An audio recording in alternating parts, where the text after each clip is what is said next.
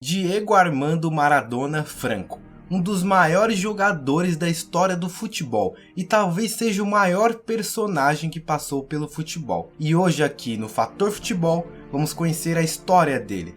Diego Armando Maradona nasceu em 30 de outubro de 1960. Quinto dos 8 filhos do casal Dom Diego e Dalma Salvadora Franco, viveu a infância em Vila Fiorito, na periferia de Buenos Aires. O talento para o futebol apareceu cedo e ainda criança despertou o interesse dos clubes da cidade. Foi pelo Argentinos Júnior que estreou profissionalmente com apenas 15 anos, em 20 de outubro de 1976, mas já era conhecido dos torcedores desde muito antes por ser um menino de rara habilidade que brincava com a bola no intervalo dos jogos no estádio que atualmente leva o seu nome. Maradona elevou o patamar do Argentinos Júnior e fez o pequeno time de Buenos Aires brigar com os grandes. Ainda que tenha sido 5 vezes artilheiro do campeonato argentino, não conseguiu levar a equipe ao então inédito título nacional. No final de 1980, ele já despertava o interesse do futebol europeu, mas optou por transferir-se para o Boca Juniors para realizar o sonho de jogar no clube do coração,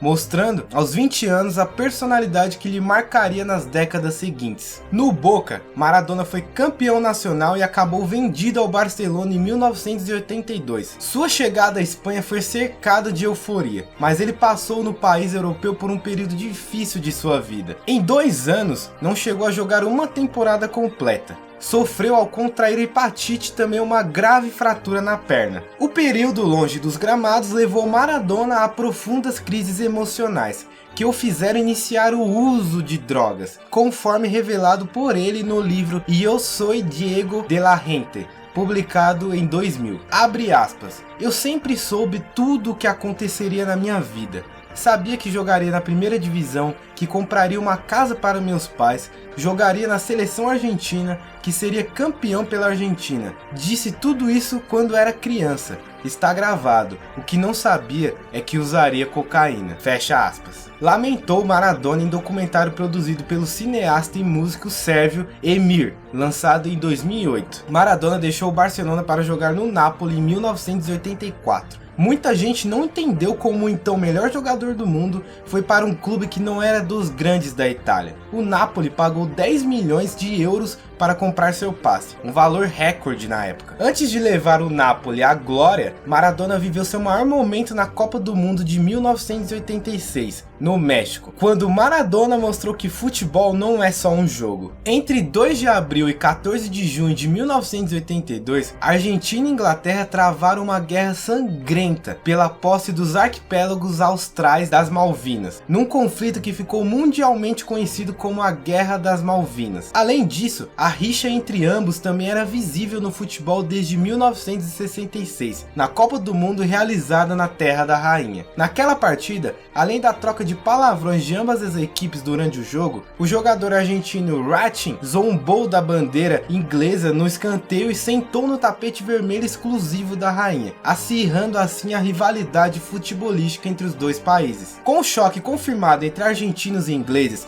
a comissão organizadora da Copa e o governo mexicano trataram de reforçar a segurança do estádio Azteca, antes, durante e depois do jogo. Dezenas de militares foram escalados para garantir a proteção dos mais de 110 mil torcedores dentro e fora do estádio. Porém, mesmo com este forte esquema de segurança, antes mesmo de a partida começar, já havia relatos de confrontos. Torcedores argentinos adeptos das Barras Bravas participaram de brigas contra os hooligans ingleses. Na chegada ao estádio eram visíveis alguns cartazes com os dizeres "Las Malvinas são argentinas". Abre aspas. Em 1986, vencer aquele jogo contra a Inglaterra era o suficiente. Vencer a Copa era secundário para nós. Bater a Inglaterra era nosso verdadeiro objetivo. Fecha aspas, diziam os torcedores argentinos. Segundo relatos do jornal argentino Clarín, horas antes do jogo, torcedores dos dois países entraram em conflitos nas ruas da cidade do México e nas redondezas do estádio. Como resultado, muitos hooligans foram hospitalizados e algumas bandeiras inglesas foram roubadas pelos Barra Bravas argentinos. Essas bandeiras podem ser vistas sendo exibidas como troféu pelos torcedores do Boca Juniors em jogos da equipe.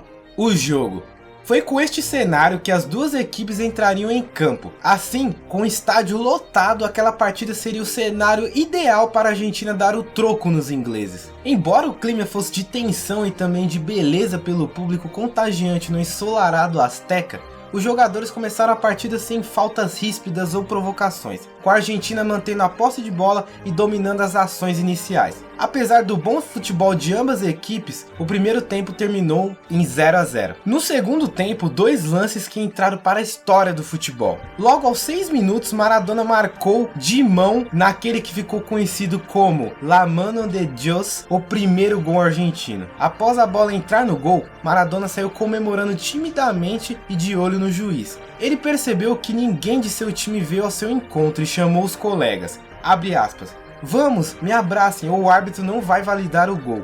Fecha aspas. Mesmo com a revolta dos ingleses, o gol não foi anulado. 1 a 0 para os argentinos. 4 minutos depois, outro lance histórico. Após arrancar do meio de campo e passar por 6 adversários, Maradona fez 2 a 0 para a Argentina, com o chamado de gol do século. Se o gol de mão havia provocado a indignação da seleção inglesa, o gol do século acabou ofuscando a controvérsia. O artilheiro da competição, Gary Lineker, garantiu que pela primeira vez na carreira teve vontade de aplaudir o gol de um adversário. Com 2 a 0 no placar, a Argentina passou a jogar com mais precaução na defesa e a Inglaterra dominou as ações ofensivas. Aos 31, o técnico Bobby Robson colocou a Inglaterra totalmente ao ataque ao trocar Steven pelo jovem e habilidoso Barnes. O ponta rapidamente mostrou a que veio e, aos 36, fez uma boa jogada pela esquerda e cruzou na medida para Lineker diminuir a desvantagem e anotar seu 6º gol na Copa. 2 a 1 Argentina faltando apenas 9 minutos. Logo na saída de bola, a Argentina ainda meteria uma bola na trave, após Maradona deixar Carlos Tapia na cara do gol. Mas o jogo já estava decidido. Com a mão de Deus e o pé do capeta, Maradona decretou 2 a 1 para a Argentina e fim de papo. Além da genialidade demonstrada no gol do século contra a Inglaterra, ou o passe certeiro para Jorge Burruchaga fazer o gol do título na final contra a Alemanha, os números de Maradona na Copa foram assombrosos. Autor de 5 gols e 5 assistências, ele teve participação direta em 10 dos 14 gols marcados. De volta à Itália, Maradona cumpriu a missão de levar o Napoli ao título italiano na temporada de 1986-87, quando também conquistou a Copa da Itália. O clube ainda foi campeão da Copa da UEFA de 1989, antes de voltar a levar o Scudetto em 1990, ano que também ganhou a Supercopa da Itália. Foram os anos de maior glória do Napoli, que desde então não voltou a ser campeão nacional. Em 1990, também na Itália, Maradona chegou à segunda final de Copa do Mundo, mas acabou derrotado pela Alemanha na decisão. Sua trajetória no país teve fim em 1991,